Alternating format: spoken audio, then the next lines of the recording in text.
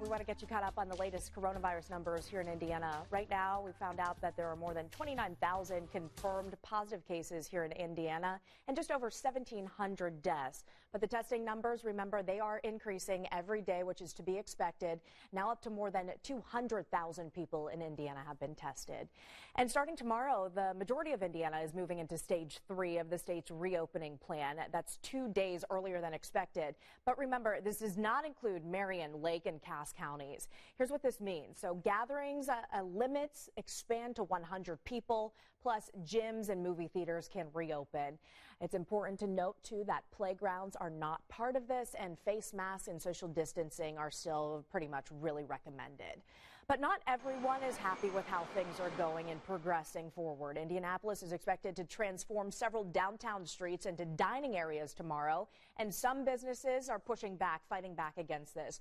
Closures include chunks of Mass Ave, Broad Ripple Avenue, Georgia and Illinois streets, and a part of Monument Circle to allow restaurants to expand or create patio seating from parking spaces, as well as use the road for these tables.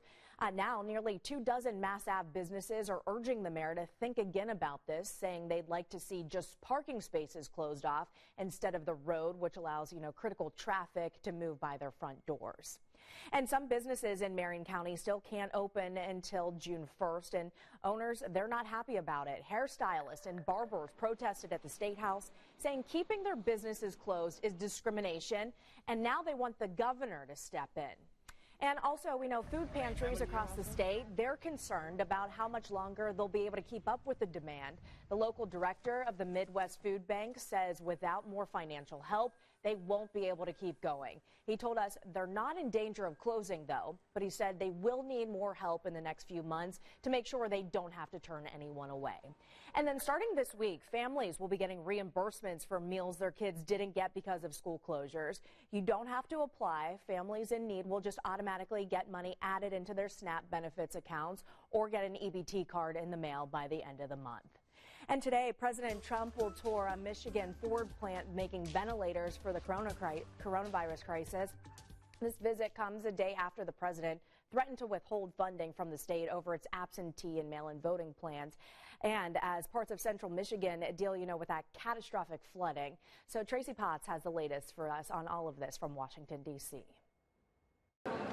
The coronavirus crisis is spilling over into November's election. President Trump threatening to withhold federal funding from Nevada and Michigan for allowing residents to mail in their vote. Mail-in ballots are a very dangerous thing.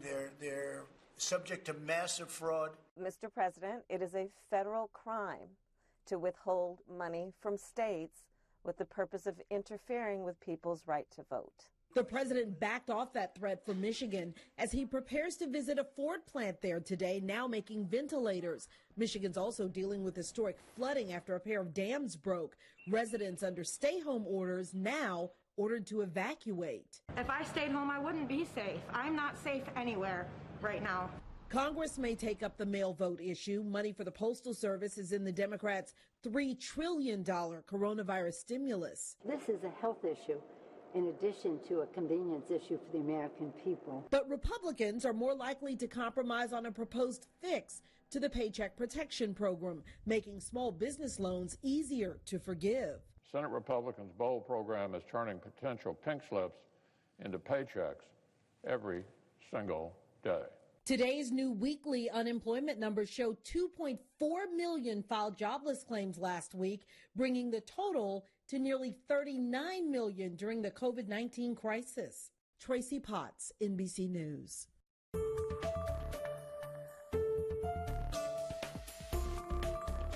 I've had so much support. It's kind of unbelievable. Everybody's been wonderful. Everybody's been praying, and that's why I'm here today. You've got to love this. Back here at home, Nurse Kathy Apple finally walked out of Community Rehabilitation Hospital to cheers. You could hear the applause, the flowers, and homemade posters. This came after spending more than 50 days in the hospital. Kathy is used to taking care of others who've tested positive for COVID-19. But earlier this month, she was the one that needed taking care of after testing positive for the virus. She spent 27 days on a ventilator and now has a message for everyone. Take it seriously. You don't know whether it's going to be mild like the flu or practically kill you. I got it. So now she's asking everyone to wear a mask and practice social distancing to protect yourself and others. Babysitting is taking a hit, too, because of the COVID-19 pandemic. And with the stay-at-home orders still in effect and social distancing guidelines put into place, businesses certainly slowed down. Last fall, our very own Ben Hill introduced us to the Riggs family from Zionsville, who relies on this babysitting app called Bambino. It's been in the Indy area for nearly 3 years now, with more than 1,500 active sitters on the app in our area. So we spoke with the director of customer experience about the new realities in finding a reliable sitter. One of the tips Elizabeth Aronson offered is to try and book the same sitter, just of course to help reduce cross-contamination. Within the platform, you can request recurring sits. So you're given a calendar and you can select the days that you need a babysitter up to 2 months out. And then that request will be submitted to all of those sitters that you select. It's important to also let them know that you're searching for the same sitter and to accept if they're only available for all of the dates needed. But I do see that has kind of been a trend, that a lot of parents are specifically looking for one sitter that can commit to their family and just to limit the exposure right now, since there's still a lot of uncertainty.